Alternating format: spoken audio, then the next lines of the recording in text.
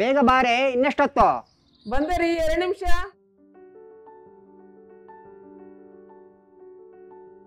ಯೇಶು, ನಿಂದೆಷ್ಟೊತ್ತಪ್ಪ? ಅಪ್ಪ ಬಂದೆ.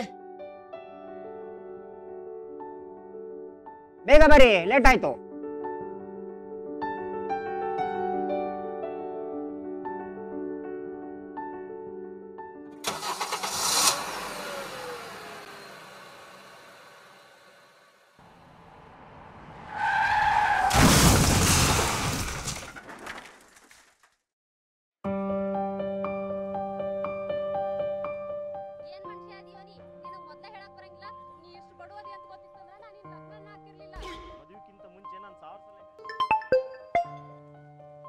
Hello, hello, ರಾಮಪ್ಪನ ಮಗಳ ಸ್ಫೂರ್ತಿನ ಮಾತಾಡ್ತಿರೋದು?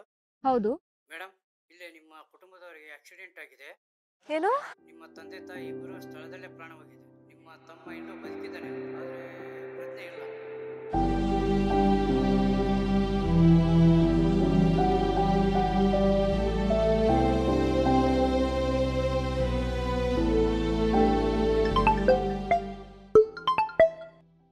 ಹಲೋ ಹಲೋ ಸ್ಫೂರ್ತಿ, ನೀನೇನು ಚಿಂತೆ ಮಾಡಬೇಡ.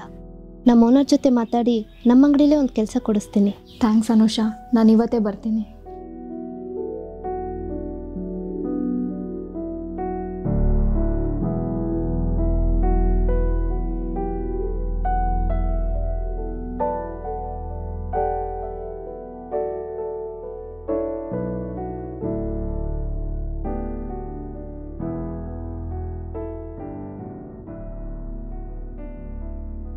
ಮಕ್ಕಳು ವಯಸ್ಸಿಗೆ ಬಂದಮೇಲೆ ತಂದೆ ತಾಯಿ ಇಬ್ಬರು ತೀರೋದ್ರು.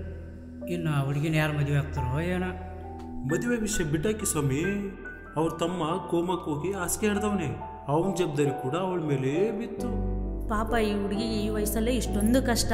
ಇನ್ನೂ ಈ ಹುಡುಗಿನ ದೇವರೇ ಕಾಪಾಡಬೇಕು.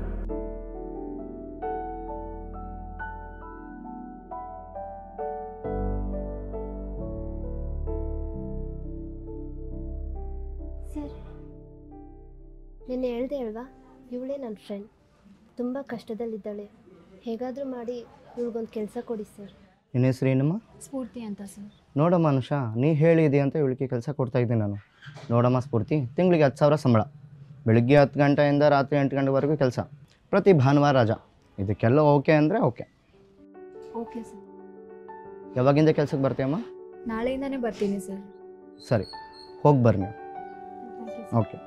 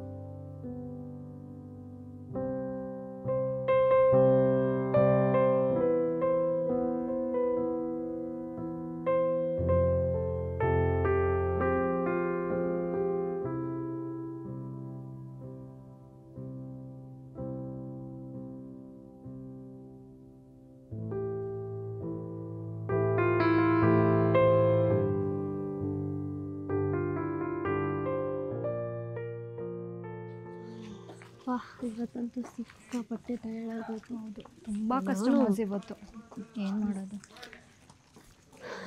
ಸರಿ, ಇವತ್ತಂತೂ ತುಂಬ ಲೇಟ್ ಆಯಿತು. ಆದಷ್ಟು ಬೇಗ ಮನೆಗೆ ಸೇರ್ಕೊ. ಸರಿ, ಬಾಯ್. ಬಾಯ್ ಬಾಯ್.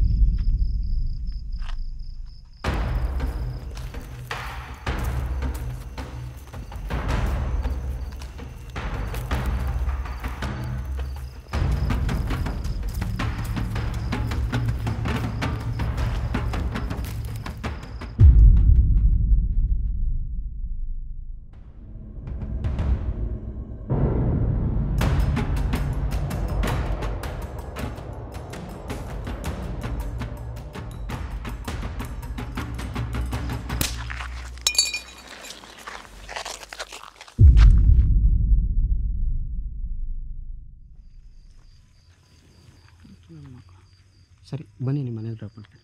ಇಲ್ಲ ಪರವಾಗಿಲ್ಲ, ನಾನು ಹೋಗ್ತೀನಿ. ರೀ ಹೀಗಾಗಿರೋದು ಸಾಕಾಗಿಲ್ವಾ? ಬನ್ನಿ.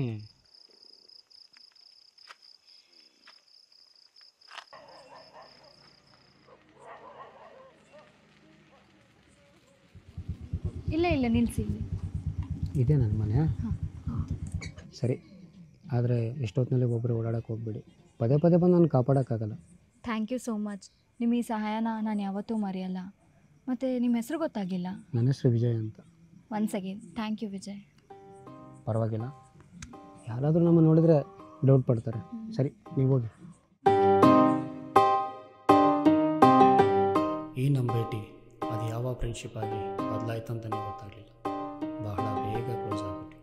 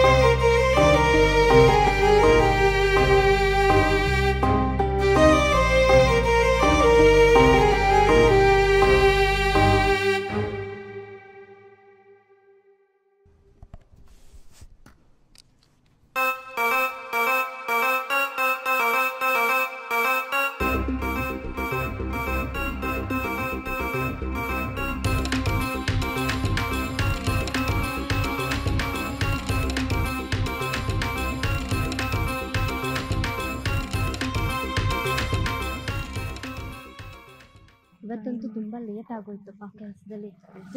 ವಿಜಯ್, ಅನುಷಾ ಒಂದು ನಿಮಿಷ, ನಾನು ಅವ್ರನ್ನ ಮಾತಾಡ್ಸ್ಕೊಂಡು ಬರ್ತೀನಿ. ಯಾರು? ಅವನಾ? ಅವ್ನು ಯಾರು ಅಂತ ಗೊತ್ತಾ ನಿಂಗೆ? ಅವ್ನು ಎಂಥವನು ಅಂತ ಗೊತ್ತಾ ನಿಂಗೆ?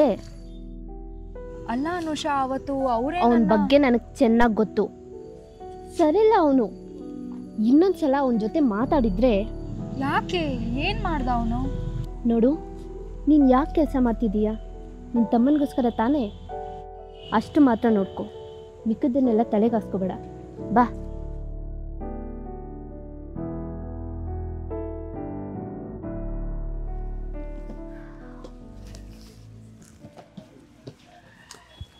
ಲೇ ಸ್ಫೂರ್ತಿ, ನಂಗೆ ಹೊರಗಡೆ ಸ್ವಲ್ಪ ಕೆಲಸ ಇದೆ, ನಾನು ಹೋಗ್ತೀನಿ. ಸರಿ, ಹುಷಾರು. ಬಾಯ್.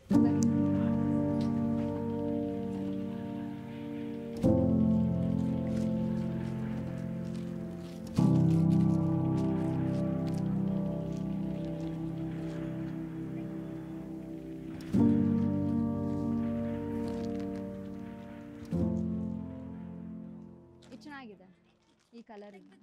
ಹಾಂ,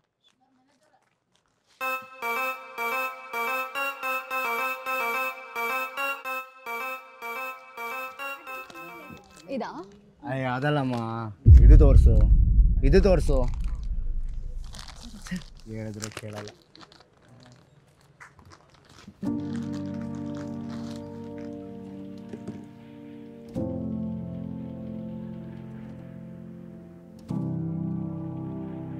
ಸರ್, ನನ್ನ ಟೈಮ್ ಆಯಿತು, ನಾನು ಹೊರಡ್ತೇನೆ. ಇಲ್ಲ, ಬಟ್ಟ ರಾಶಿ ಬಿದ್ದಿದ್ದಾವೆ, ಅಷ್ಟು ಮರ್ಚಿಟ್ಟು ಹೋಗಿ. ಸರಿ ಸರ್.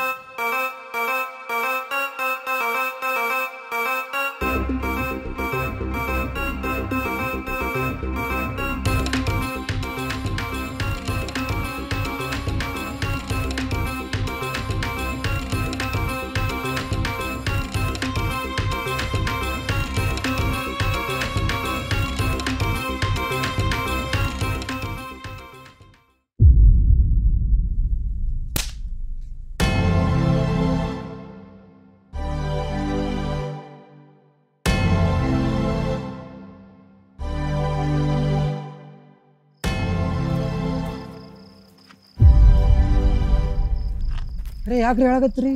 ಏನಾಯ್ತು? ಸಮಾಧಾನ ಸಮಾಧಾನ ಮಾಡು ಸಮಾಧಾನ ಸರಿ ನಾನು ಬಾ.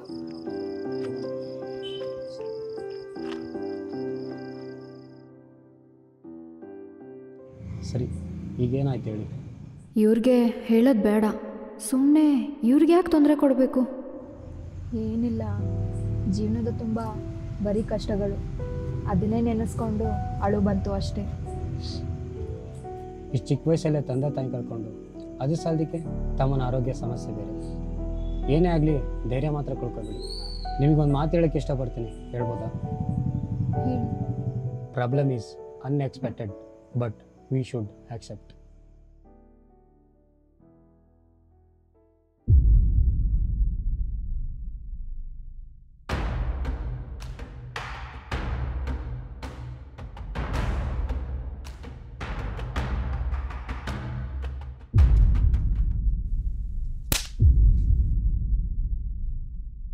ನಾನು ನಿಂಗೆ ಅವತ್ತು ಹೇಳಿಲ್ವಾ ಇವನ್ ಜೊತೆ ಮಾತಾಡಬೇಡ ಅಂತ? ಅಲ್ಲ ಅನುಷಾ, ಅದ್ಯಾ ಬಾಯ್ ಮುಚ್ಚು. ಫಸ್ಟ್ ಇಲ್ಲಿಂದ ಬಾ.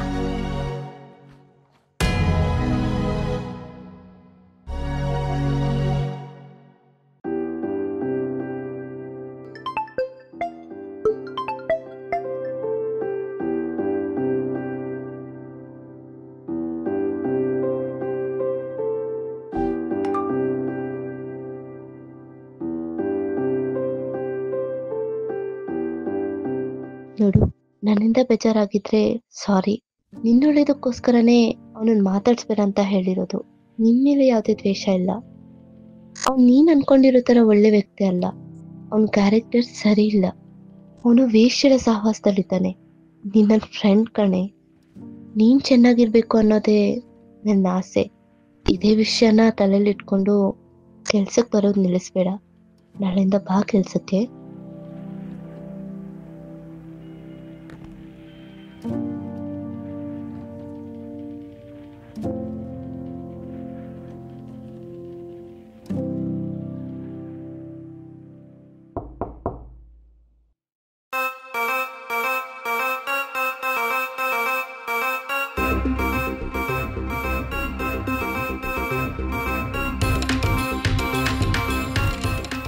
ಕೆಲಸಕ್ಕೆ ಯಾಕೆ ಬಂದಿಲ್ಲ?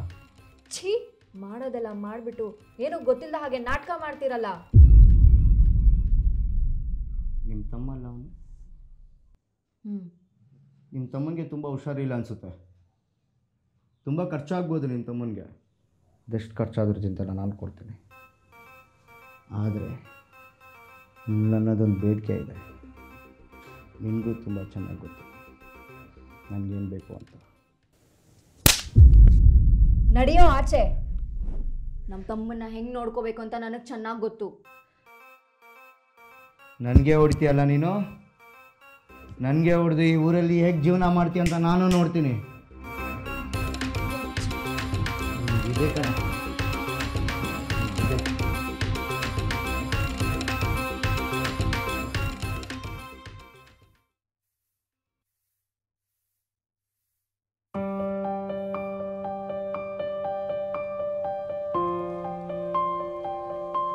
ಶಿವು, ಶಿವು, ಏನಾಯ್ತು ಶಿವು?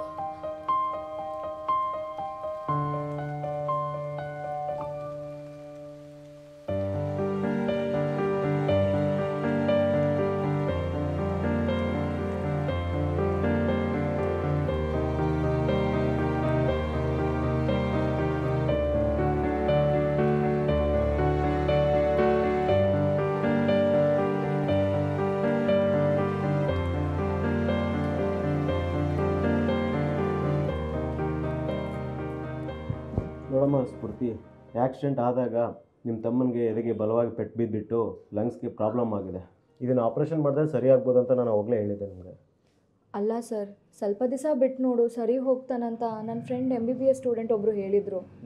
ಅದಕ್ಕೆ ತಡ ಮಾಡಿದೆ ಸರ್. ಈಗ ಫುಲ್ ಕ್ರಿಟಿಕಲ್ ಕಂಡೀಷನಲ್ಲಿದ್ದಾನೆ. ನೀವು ಆಪ್ರೇಷನ್ ಮಾಡಿಸಿಲ್ಲ ಅಂತಂದರೆ ನಿಮ್ಮ ತಮ್ಮನ ಕಳ್ಕೊಳ್ಳೋ ಚಾನ್ಸಸ್ ಇರುತ್ತೆ. ಆಪ್ರೇಷನ್ಗೆಲ್ಲ ಎಷ್ಟು ಖರ್ಚಾಗ್ಬೋದು ಸರ್? 1-1.5 ಲಕ್ಷ ಆಗುತ್ತೆ.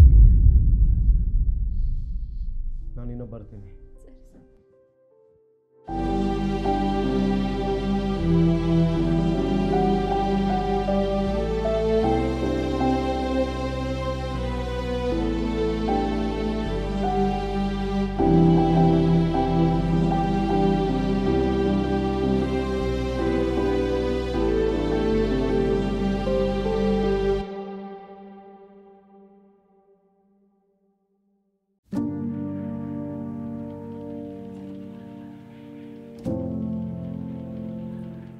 ನಿನಗೆ ಕೆಲಸ ಕೊಡೋಕ್ಕಾಗಲ್ಲಮ್ಮ. ಪರಮೇಶ್ವರ್ ಅಂತ ಒಳ್ಳೆ ವ್ಯಕ್ತಿನೇ ನಿನ್ನ ಕೆಲಸನ ತೆಗೆದಾಕ್ತಾನಂದರೆ ನೀನೆಂಥ ಕಚಡ ಕೆಲಸ ಮಾಡಿರ್ಬೋದು. ನಿನ್ನಂಥವ್ರು ಕೆಲಸ ಕೊಟ್ಟರೆ ನಾನು ಅಂಗಡಿ ಮುಚ್ಕೊಂಡು ಹೋಗ್ಬೇಕಾಗುತ್ತೆ.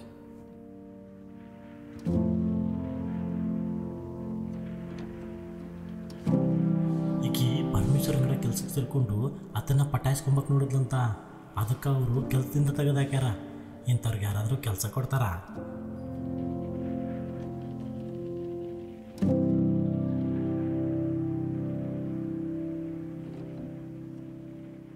ಅಮ್ಮ ತಾಯಿ, ನಿನ್ನಂತವಳಿಗೆ ಕೆಲಸ ಕೊಟ್ಟರೆ ಸಂಸಾರಗಳೆಲ್ಲ ಬೀದಿ ಬರ್ತಾವೆ. ಹೋಗಮ್ಮ.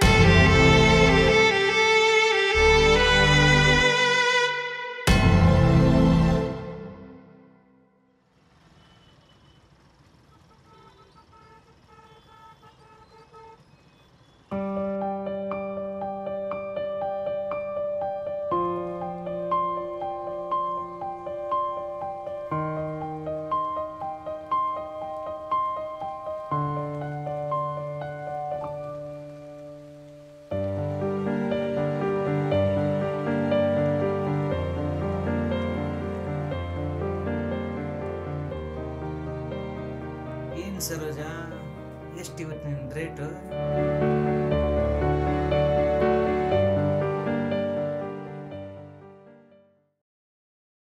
ದೇವ್ರೆ, 1.5 ಲಕ್ಷ ಎಲ್ಲಿಂದ ತರೋದು? ಯಾರನ್ನಾದರೂ ಕೇಳೋಣ ಅಂದರೆ ಸ್ವಂತದವ್ರಂತ ಯಾರೂ ಇಲ್ಲ. ಹೇಗಾದರೂ ಮಾಡಿ ನಮ್ಮ ಶಿವನ ಉಳಿಸ್ಕೋಬೇಕು. ಊರಲ್ಲಿ ಎಲ್ಲೂ ಕೆಲಸ ಸಿಗ್ತಿಲ್ಲ. ಸಾಲ ಕೇಳೋಣ ಅಂದರೆ ನನಗೆ ಯಾರು ಕೊಡ್ತಾರೆ? ಹೀಗೇನು ಮಾಡೋದು? ತಮ್ಮನಿಗೋಸ್ಕರ ಆ ಕೆಲಸ ಮಾಡೋಕೆ ಒಪ್ಕೊಳ್ಳ? ಛೇ, ಆ ಥರ ಕೆಲಸ ಮಾಡಿ ನನ್ನ ಜೀವನನ ನಾನೇ ಹಾಳು ಮಾಡ್ಕೋಬೇಕಾ? ಹಾಗಂತ ಶಿವನ ಸಾಯಕ್ಕೆ ಬಿಡೋಕ್ಕಾಗುತ್ತಾ? ಇಲ್ಲ, ಶಿವನ ಉಳಿಸ್ಕೊಳ್ಳೇಬೇಕು. ಕಷ್ಟ ಆದರೂ ಪರವಾಗಿಲ್ಲ. ಏನಮ್ಮ ಗೊಂಬೆ, ಮಾರ್ಕೆಟ್ಗೆ ಹೊಸ್ದಾಗಿ ಬಂದಂಗಿದೆಯಾ? ಎಷ್ಟು ನಿನ್ನ ರೇಟು?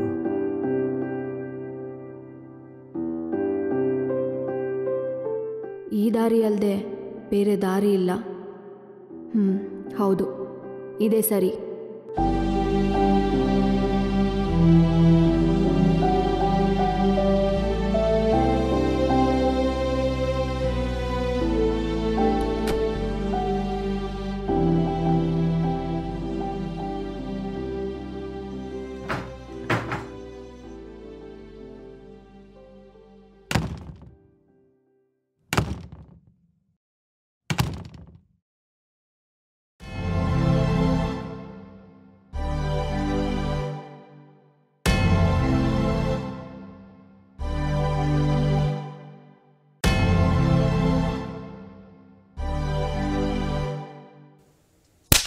ಏನು ಮಾಡ್ತಾ ಇದೀಯಾ?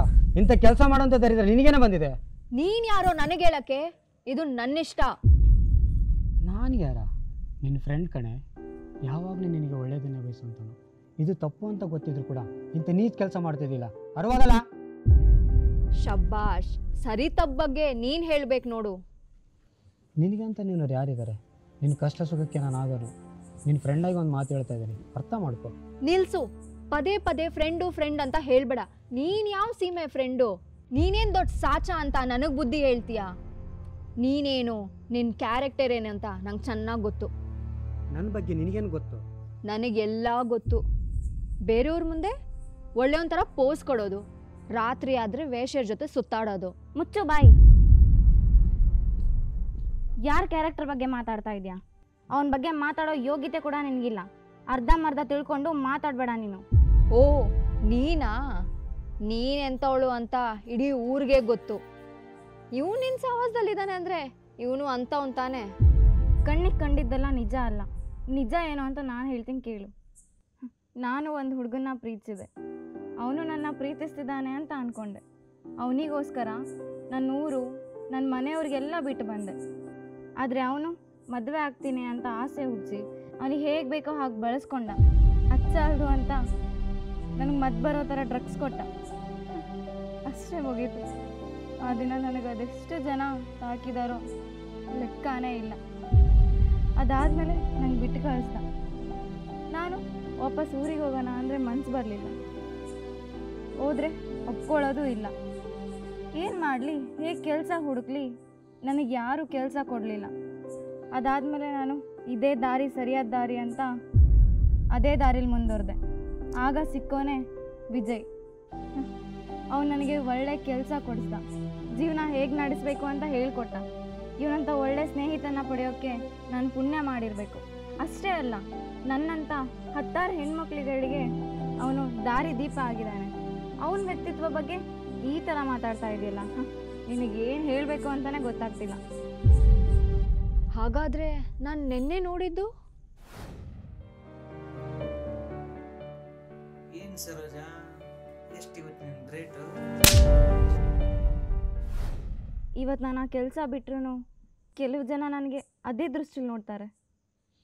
ಕ್ಷಮಿಸ್ಬಿಡು ವಿಜಯ್, ನಿನ್ನ ಬಗ್ಗೆ ಗೊತ್ತಿಲ್ಲದೆ ತಪ್ಪಾಗಿ ಮಾತಾಡ್ಬಿಟ್ಟೆ.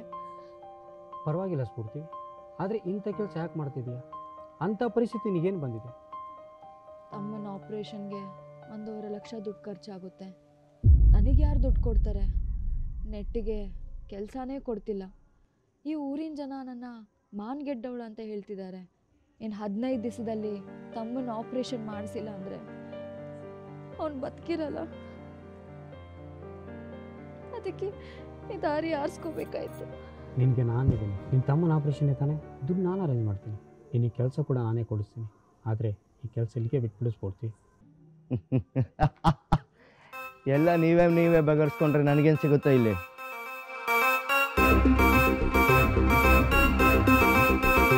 ಪರಮೇಶ್ವರ್, ನೀನಾ? ಇನ್ನೂ ಅದೆಷ್ಟು ಹೆಣ್ಮಕ್ಳು ಜೀವನದಲ್ಲಿ ಆಟ ಆಡ್ಬೇಕಂತಿದ್ಯಾ? ಅರೋ ಚಂಪಕಲಿ, ಇನ್ನು ಆಲ್ರೆಡಿ ಹಳೆ ಗೊಂಬೆ. ಇವಳೇ ನನ್ನ ಹೊಸ ಗೊಂಬೆ. ನಾಳೆ ಇನ್ಯಾವಳೋ ಗೊಂಬೆ. ತಡ ಮಾಡಬೇಡ ಸ್ಫೂರ್ತಿ, ಸುಮ್ಮನೆ ಬಂದ್ಬಿಡು. ಇಷ್ಟ ಪರಮೇಶ್ವರ್, ನಾನಿರೋವರೆಗೂ ಅವಳು ಮುಟ್ಟೋಕ್ಕೆ ಬಿಡೋದಿಲ್ಲ. ಈ ಜೀವನದಲ್ಲಿ ಸಾಧ್ಯನೂ ಇಲ್ಲ. ನೀನಿರೋವರೆಗೂ? ನೀನೇ ಇಲ್ಲ ಅಂದರೆ? Same to same. ನೀನೇ ಇಲ್ಲ ಅಂದರೆ?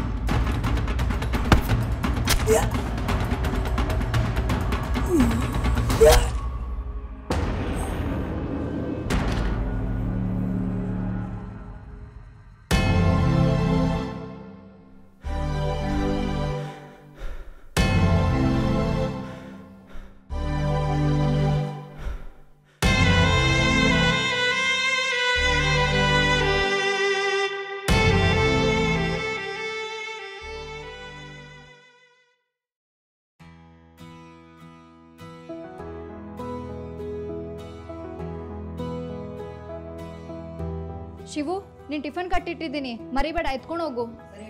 ಹಾಂ, ಮತ್ತೆ ಹೇಳ್ತಾ ಇದ್ದೀನಿ, ನನಗೆ ಸ್ಕೂಲಿಗೆ ಲೇಟ್ ಆಗ್ತಿದೆ. ನಾನು ವಿಜಯ್ ಅವ್ರ ಹತ್ರ ಡ್ರಾಪ್ ತಗೋಬೇಕು. ನೀನು ಟಿಫನ್ ಮರಿಬೇಡ, ಸರಿನಾ? ಸರಿ ಅಕ್ಕ, ಸರಿ ಹೇಳ್ತೀರಾ?